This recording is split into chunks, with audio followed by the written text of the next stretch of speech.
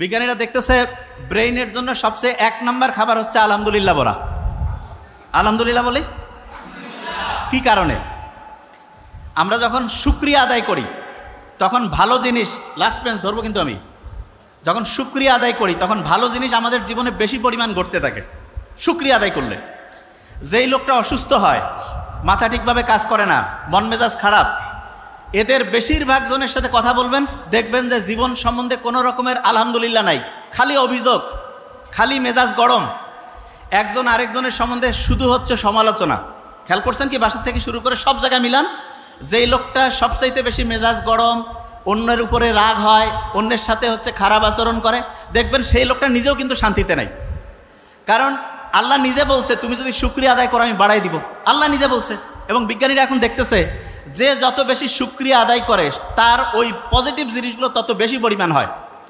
আমরা এখানে যারা যারা আছি প্রত্যেকেই একটা কথা এখন উচ্চারণ করব, আমাদের প্রত্যেকের অসাধারণ অসম্ভব ভালো একটা ব্রেইন আল্লাহ দিয়েছে। বলি আলহামদুলিল্লাহ। এটা বলি প্রত্যেকের অসাধারণ অসম্ভব শক্তিশালী একটা ব্রেইন আল্লাহ দিয়েছেন। আচ্ছা, মাথার মধ্যে যে ব্রেইনটা আছে এইটার ওজন প্রায় 1.5 কেজি। কত? 1.5 কেজি ধরবো। আচ্ছা, 1.5 কেজি ওজনের একটা ব্রেইন এই খুলির মধ্যে আছে, টের কি পাওয়া যায়? আপনি হাতের মধ্যে 1.5 কেজি নেন তো, কেমন শক্ত লাগে না? ওজন লাগে না?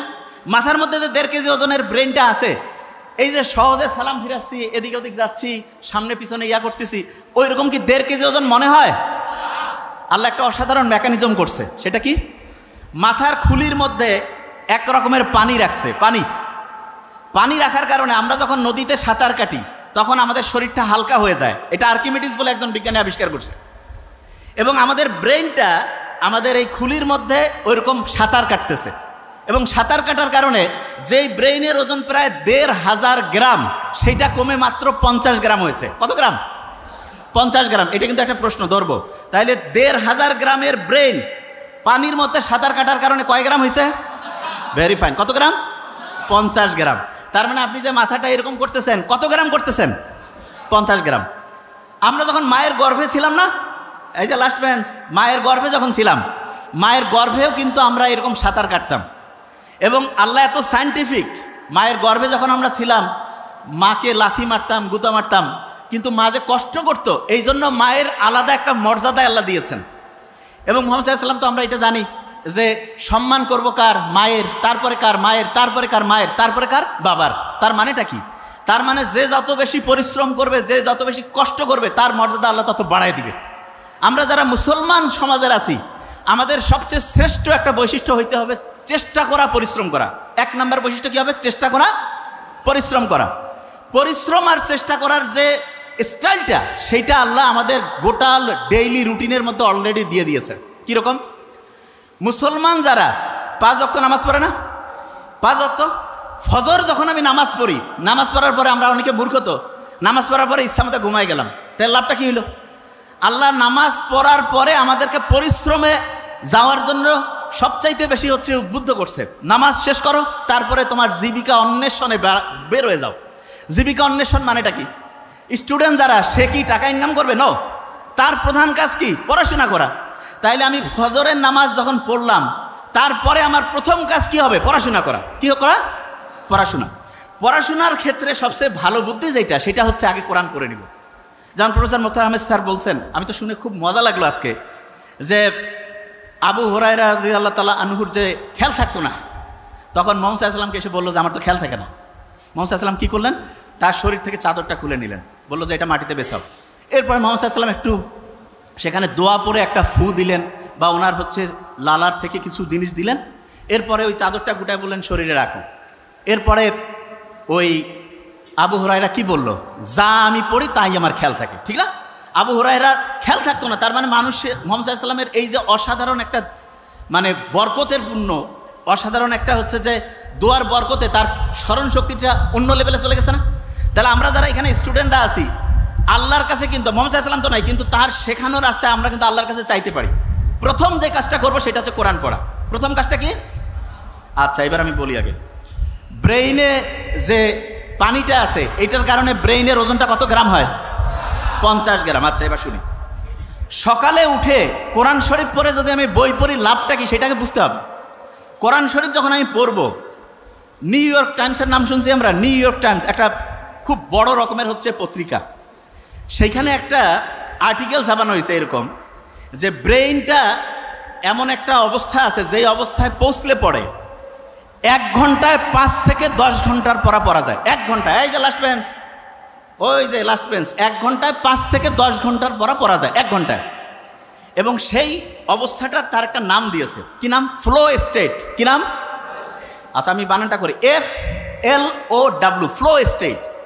তা ওরা ফ্লো স্টেট তৈরির জন্য 5টা উপাদানের নাম বলছে। কয়টা উপাদান? 5টা উপাদান। এবং খুব মজার ব্যাপার, সেই 5টা উপাদান তৈরির জন্য যে আলাদা আলাদা 5টা কাজ আছে, সেই 5টা কাজের যে সামারি, সেই কাজটা আল্লাহর নামাজের মধ্যে কোরআন পড়লে সেই সিস্টেমটা চালু করে দিয়েছে। বুঝি নাই? একজনকে বললাম যে ভাই তুমি ABCDE 5টা ওষুধ খাবা আলাদা আলাদা। আর একজনকে বললাম যে ভাই তোমার 5টা ওষুধ আলাদা খাওয়ার লাগবে না, জাস্ট একটা ছোট্ট ট্যাবলেট আছে, সেইটার মধ্যে 5টার সব কানেকশন আছে, কোনটা বেশি দামি হইল?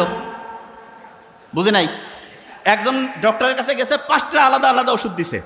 আরেকজনের কাছে গেছে, বলছে তোমার এই 5টা খাওয়া লাগবে না, একটা খেলেই 5টার কাজ করবে। তাহলে কোনটা বেশি ভালো ডাক্তারই হইল?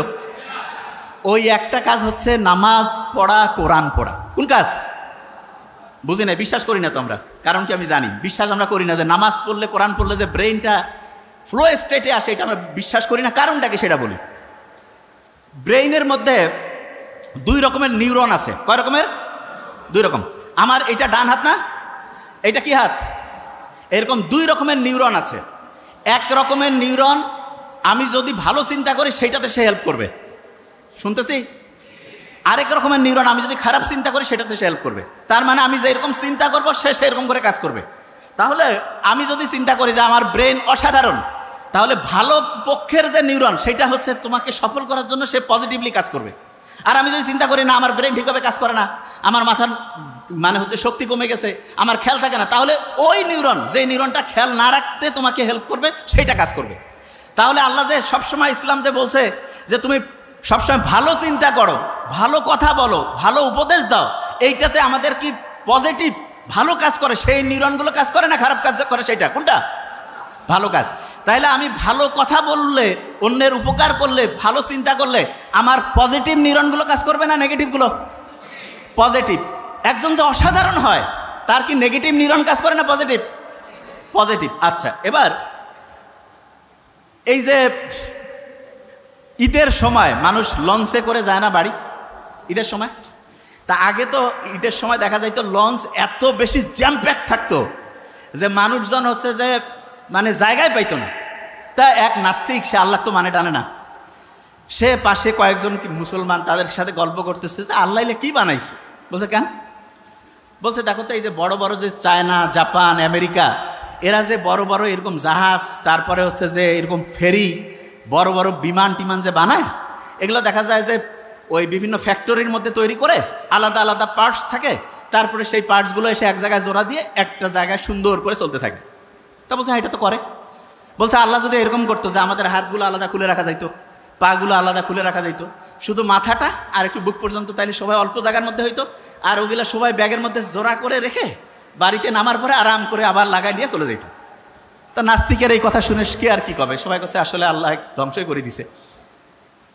ফজরের ওয়াক্তর সময় সেই নাস্তিক ঘুম থেকে উঠছে, উঠার পরে আশেপাশে যে আছে সবাইকে ডাকতেছে, ডাকার পরে বলতেছে ভাই আমাকে উজু করার সিস্টেম শিখাই দাও। বলছে কেন? কয় ভাই আমি যা করছি জীবনে বড় ভুল করছি, এখন আমাকে ঠিক হওয়া লাগবে। কেন, কি হয়েছে?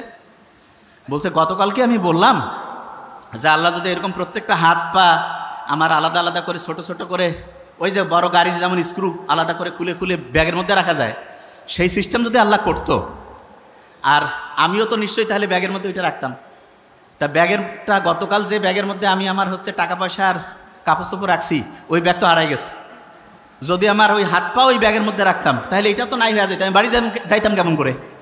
বলছে আমি ভাই যা করছি ভুল করছি, নামাজ পড়বো, আল্লাহকে এখন থেকে ডাকবো। দেখেন একটা জিনিস, আল্লাহ কত সাইন্টিফিক, দেখেন আল্লাহ কীরকম সাইন্টিফিক, শুনলে অবাক হবেন। আমাদের একজনের হাত, একজনের পা, একজনের চোখ, কান আপনি চাইলেই কেটে আরেকজনকে লাগাই দিতে পারবেন না, যে ভাই এটা আবার কেমন কথা? হ্যাঁ, আপনি চিন্তা করেন তো, এই যে কালা জাহাঙ্গীর, পিস্তল, রাইফেল, কত নামের অনেকজনকে পাওয়া যায় না? কারো হাত কেটে যদি আরেকজনের হাতে লাগাই দিলে যদি সেই লোকটা বাঁচত, যেরকম শয়তানি সরকার থাকে বিভিন্ন সময় দেশে, এদের যাদের হাত পার দরকার হয় সবাইকে নিয়ে যায়, বিশেষ করে মাদ্রাসার স্টুডেন্ট তো খুব পছন্দ ওদের, নিয়ে যায় হাত টাত কাটিয়ে আরেকজনের লাগাই দিত, ঠিক না? দেখেন আল্লাহ জানে যে এই মানুষ কি জাত, সেটা আল্লাহ তো ভালো করেই জানে। এই জন্য আল্লাহ এমন সিস্টেম করছে, হ্যাঁ আপনার হাত পা চোখ শরীরের বিভিন্ন অংশ ট্রান্সফার করা যাবে, ট্রান্সপ্লান্ট করা যাবে, কিন্তু সেইটার জন্য টেস্ট করা লাগবে। এবং সবচেয়ে ভালো হয় হচ্ছে দেখা যায় সাধারণত যার সাথে রক্তের এবং অন্যান্য গ্রুপগুলো ম্যাচিং হয় তাদের জন্য ভালো হয়। তাই এইটা সাধারণত আত্মীয় স্বজন, নিজের ফ্যামিলি বা কাছের সম্পর্কের যাতে তাদের ভালো হয়, অন্যরাও হইতে পারে, তবে টেস্ট না করে যদি লাগাই দেন, যেই লোকটা বাঁচার কথা ছিল 6 মাস, সে দেখা যাবে যে 6 সপ্তাহে মরে গেছে। বুঝতে পারছেন আমার কথা? দেখেন আল্লাহ কি সাইন্টিফিক্যালি অ্যারেঞ্জ করছে জিনিসটা, আল্লাহ বানাইছে এই শরীরটা। অনেকে বড় বড় বিল্ডিং, কম্পিউটার এগুলো দেখে মনে করে ওরে বাপরে বাপ কি জিনিস বানাইছে। আপনি শুনলে অবাক হবেন, আপনার এই যে হাতের মধ্যে যে একটা ছোট্ট কোষ আছে না, কোষ, সারা পৃথিবীতে যত সম্পদ আছে এখন সবগুলো যোগ করে একটা কোষ বানাইতে পারবেন, একটা কোষ। বুঝেন নাই তো? আপনার আমার শরীরে প্রায় 1 লক্ষ ট্রিলিয়ন, মানে এটাকে আমি আসলে সহজ করে না বললে তো বুঝবেন না, আমি আগে ব্রেনটার কথা বলি, নোবেল যেটা বলে গেছে 86 বিলিয়ন, তার মানে 1 বিলিয়নে 100 কোটি, এরকম 86 দিয়া মানে 100 কোটির মতো 86টা, বুঝতে পারছেন?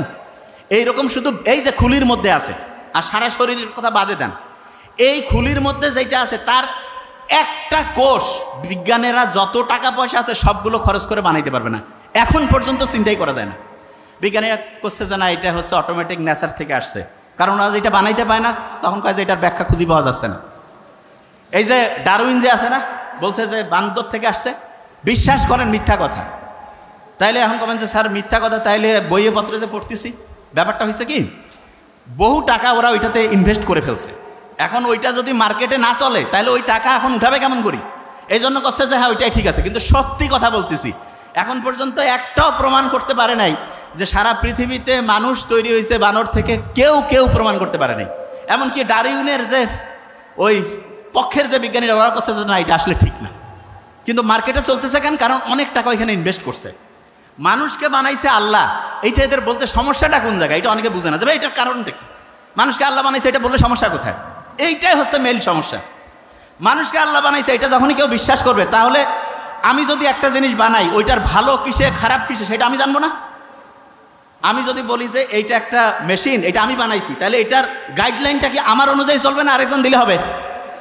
তা ওরা বলতেছে যে না মানুষ তো বানর থেকে আসছে, তার মানে আল্লাহ বলে কেউ নাই, আল্লাহ মানুষকে তৈরিও করে নাই, তাহলে গাইডলাইন আমাদের অনুযায়ী চলবা। এই জায়গাটাই হচ্ছে সবচেয়ে বড় সমস্যা, অন্য আর কোনো সমস্যা না। তার মানে হচ্ছে আল্লাহ মানুষকে বানিয়েছে এবং মানুষই হচ্ছে এইটার সব কীভাবে চললে সবচেয়ে সেরা হবে তার সব গাইডলাইন এখানে আছে।